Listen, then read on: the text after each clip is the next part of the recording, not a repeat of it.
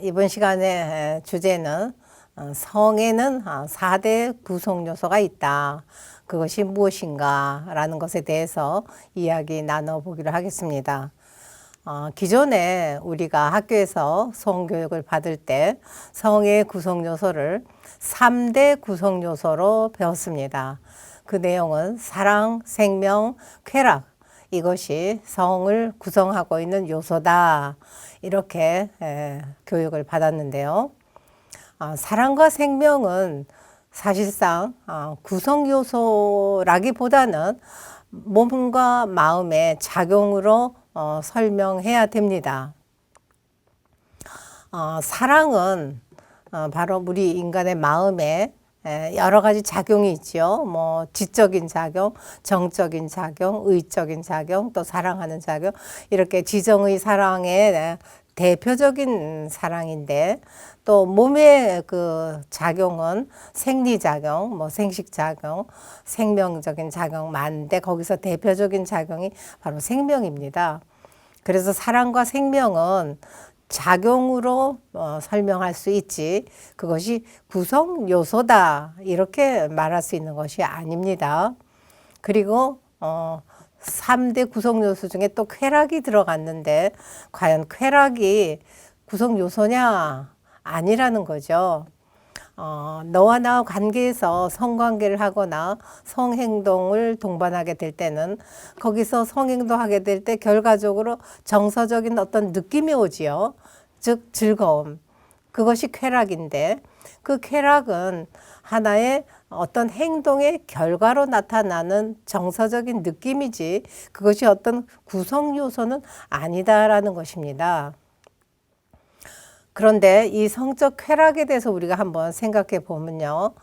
우리가 쾌락을 추구하면 추구할수록 그 쾌락을 느끼는 그 만족감에서는 점점 멀어지는 그런 역설적인 성격을 갖고 있어요.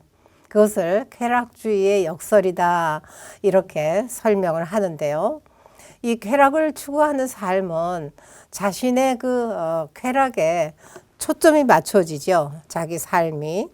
그래서 상대와 어떤 성행동을 할 때 상대는 나의 성적 쾌락을 위한 도구로, 수단으로, 방편으로 그렇게 여길 수 있는 가능성이 커진다는 것이에요.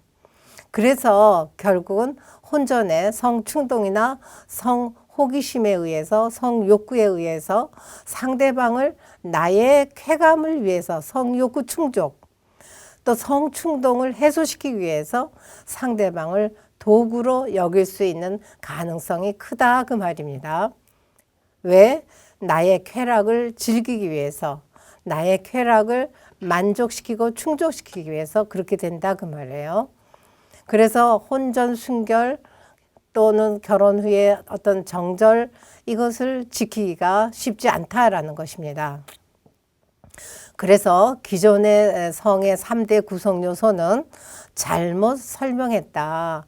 작용을 요소로 잘못 이해했고, 또 정서적인 결과를 또 구성 요소로 잘못 설명했다는 것이죠. 그리고 인간의 그 성의 작용을 축소시킨 두 가지로 축소시켰죠. 사랑과 생명. 한계를 지니고 있다. 그래서 성 문제를 발생할 가능성이 훨씬 높다라는 얘기죠. 왜요? 쾌락 때문에. 즉 쾌락을 즐기기 위해서, 그것을 충족시키기 위해서 상대방의 그 성적 행동을 하나의 수단과 도구로 이용할 수 있다라는 것입니다. 그리고 어떤 그 자기의 그 양심 작용에 따라서 그것을 어떤 기준, 양심 작용이 따라야 할 어떤 기준 또는 안내, 어떤 법칙, 이런 것을 무시하게 되는 것이죠. 그래서 절대성에서는 바로 성의 구성 요소를 4가지로 이제 보게 되는데, 그것이 바로 이상적인 성, 모델적 성인 수립하는 데 있어서 기초적 그 토대를 마련하는 데 있어서 굉장히 중요한 것이다. 그리고 기존의 다양한 성 문제를 근본적으로 해결할 수 있는 대안으로서 성의 4대 구성 요소가 대단히 중요한 것이다. 자, 인간은 말이죠. 로고스적인 존재입니다. 로고스적인 존재라는 말은 뭐냐 하면은 바로 이법이다 이렇게 설명할 수 있는데, 이법이 어디서 나온 것이냐 하면 이 왼쪽에 도표가 있죠. 도표를 보시면 하나님이 창조 목적을 중심하고 하나님의 내적 성상이 있습니다. 내적 성상은 지정의가로 구성되어 있고, 내적 형상은 법칙과 관념, 개념, 수리로 구성되어 있습니다. 여기에 내적 성상에서 지적인 작용의 이성과 내적 형상에서 법칙, 그래서 이성과 법칙이 합쳐져서 바로 이법이 된 것입니다. 그래서 이 이성은 성질이 어떤 성질이냐? 자유적인 성질이 있고 목적을 갖는 성질이 있습니다. 그리고 법칙은 기계적인 성질이 있고 필연적인 성질이 있어요. 그래서 이 법칙은 우리 인간이 따라도 되고 안 따라도 되고 선택의 문제다 아니라는 거예요. 인간이 선택할 수가 없다라는 것입니다. 그럼 도대체 그 법칙이 뭔데? 바로 그 법칙은 자연법칙, 그리고 가치법칙 이런 게 있어요. 그 자연법칙이 우리가 다 알듯이 봄, 여름, 가을, 겨울 4계절 우리가 선택할 수 있습니까? 나는 여름이 제일 좋아. 아무리 그래봤자 겨울은 돌아옵니다. 그리고 나는 아침, 점심, 저녁 나는 낮이 제일 좋아. 나는 밤은 싫어. 어떤 사람은 밤이 제일 좋아. 그거 자기가 좋아하는 밤만 있습니까? 아니잖아요. 그거는 기계적이다. 필연적이다. 변할 수 없다. 이런 것이에요. 법칙은. 그래서 이 자연 법칙은 모든 자연에 해당되는 법칙이죠. 그리고 우리 인간에 있어서는 몸에 해당하는 법칙이 바로 자연 법칙입니다. 그래서 몸은 자연 법칙을 따라요. 그 다음에 우리 인간의 마음에는 가치 법칙이 있어요. 그 가치 법칙이 뭐냐 했을 때 바로 이성, 즉 자유적인 성질을 가지고 자유의지를 가지고 반드시 지켜야 되는 법칙이 있어요. 그래서 마땅히 해야 될 일, 마땅히 해서는 안 될 일, 이게 가치 법칙이에요. 인간의 마음의 세계에 있어서. 그건 나중에 또 설명을 이제 하게 됩니다만, 그래서 여기서는 인간은 태어날 때부터 로고스적인 존재로 태어난다. 그리고 입법적인 존재로 태어난다. 그래서 자유의지가 있지만 법칙도 동시에 같이 동시에 지켜야 될 법칙이 따라다닌다.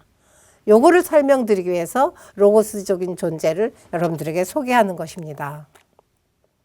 자, 그러면 인간의 성의 4대 구성 요소가 바로 마음과 몸. 보이나요?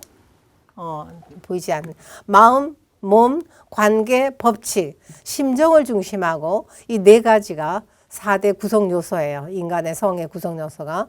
그러면 이 4대 구성 요소가 네 가지 작용으로 나타납니다.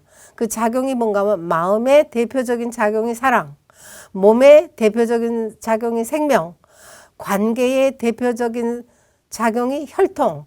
왜요? 남자와 여자 관계에서 이 성의 관계를 하게 되면 뭐가 생명이 나타나잖아요. 그게 결국은 혈연 관계를 맺어준다 그 말이에요. 그래서 혈통이 이어져 간다 그 말입니다. 그 다음에 법칙, 구성 요소 중에 법칙, 아까 무슨 법칙이 있다 그랬죠?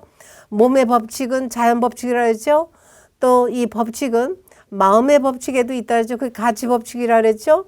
그 다음에 너와 나와의 관계에도 법칙이 있어요. 그래서 이 법칙은 몸에도 법칙이 있고 마음에도 법칙이 있고 너와 나의 관계도 법칙이 있고 심정에도 심지어 법칙이 있어요. 그래서 이 법칙은 말이죠. 인간의 양심작용의 기준이 되고 안내가 되고 방법이 되고 이런 것이에요. 그래서 이 법칙은 대단히 중요하다. 그런데 기존의 성교육에서는 이 법칙을 싹 빼놔버렸다. 무시해버렸다 그 말이에요. 그래서 이 절대성에서는 이 법칙을 굉장히 중요시 여깁니다. 왜냐? 하나님을 닮아난 로고스적인 존재로 이 법칙을 갖고 살기 때문에, 우리 몸에 갖고 살고 우리 마음에서 함께 법칙이 따라다니기 때문에 우리는 이것을 무시해서는 안 되겠다라는 것입니다. 그래서 이 사랑, 생명, 혈통, 양심은 4대 작용으로서 하나로 통합이 돼서 결과적으로 나타난다. 이것이 갈라진 것이 뭐냐? 타락이에요. 타락은 마음과 몸이 싸워요. 너와 나의 관계가 싸워요. 갈등해요. 그래서 부부가 싸우고 형제가 싸우고 다 갈라지는 거죠. 이게 타락이에요. 그런데 본연의 인간은 마음, 몸, 관계, 법칙 이 4가지가 딱 하나로 통합되어 있고 합쳐져 있어요. 그래서 이 작용도 사랑, 생명, 혈통, 양심 이것이 하나로 통합돼서 나와요. 예, 이건 이미 다 설명을 드렸습니다. 그래서 심정을 중심하고 사랑, 생명, 혈통, 양심이 통합적으로 작용을 하는데 이 작용은 바로 가족관계를 형성하게 되고 이것이 확대가 돼서 친족관계, 종족, 인류관계를 형성하는데 그래서 인류 역사가 지금까지 내려왔죠. 여기에서 가장 중요한 것이 뭔가 하면 바로 보편적인 가치 법칙에 따라서 우리가 삶을 살아가는 것이 바로 양심작용이라는 것이에요. 그래서 이 양심작용을 간과해서는 안 된다. 그래서 우리는 양심작용에 대해서 반드시 교육을 해야 되겠다라는 것입니다. 그래서 건강한 성의식, 성태도는 바로 이 4가지 작용이 심정을 중심하고 통합된 작용으로 나타나는 것이 건강한 성이다. 이것이 다 갈라지면 건강한 성이 아니다. 병든 성의식이 되고 성태도가 된다 그 말이야. 어떻게 해요? 오늘날 어때요? 젊은 사람들? 너와 나 사랑하는 건 좋아. 오케이. 그러나 나 결혼은 안 해. 나는 혼자 살아. 독신주의자야. 이건 뭐예요? 사랑, 생명, 어때요? 혈통, 양심 다 갈라졌어요. 또 나 결혼은 오케이. 그러나 나 자녀는 안 날 거야. 나 무자녀가 좋아. 이건 뭐 어때요? 사랑, 생명, 혈통, 양심 이거 다 갈라졌죠? 통합이 안 됐죠? 그리고 자유분방한 성관계 이런 것이 바로 사랑, 생명, 혈통, 양심이 다 각기 갈라졌다는 거예요. 통합되어서 작용 안 한다는 거예요. 성관계가. 이래서 행복하지가 않다. 만족하지가 않다. 그 말입니다.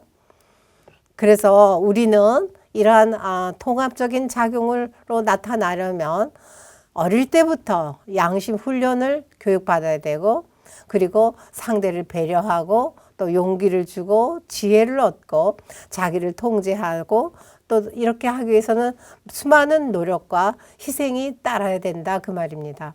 이런 것을 어릴 때부터 우리는 후천적으로 교육이 되어야 된다라는 것입니다. 교육이 이루어지지 않고는 저절로 열매를 맺을 수가 없다라는 것입니다.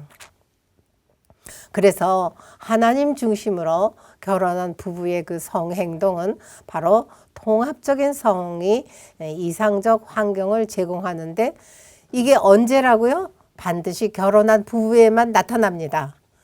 통합적인 이 사랑, 생명, 혈통, 양심 이 작용은 어디에서 나타난다고요? 결혼한 부부. 결혼 전의 성관계는 결코 이 4가지 그 작용이 통합적으로 나타날 수가 없지요. 그래서 절대성이 뭐냐 하게 되면은 바로 공식에 의해서 하나님을 중심하고 참사랑, 참생명, 참혈통, 참양심이 하나로 통합적으로 작용해서 나타내지는 부부에게 주어지는 기쁨과 행복과 만족의 원천이라는 것이 바로 절대성이다 라고 말씀드릴 수 있습니다. 감사합니다.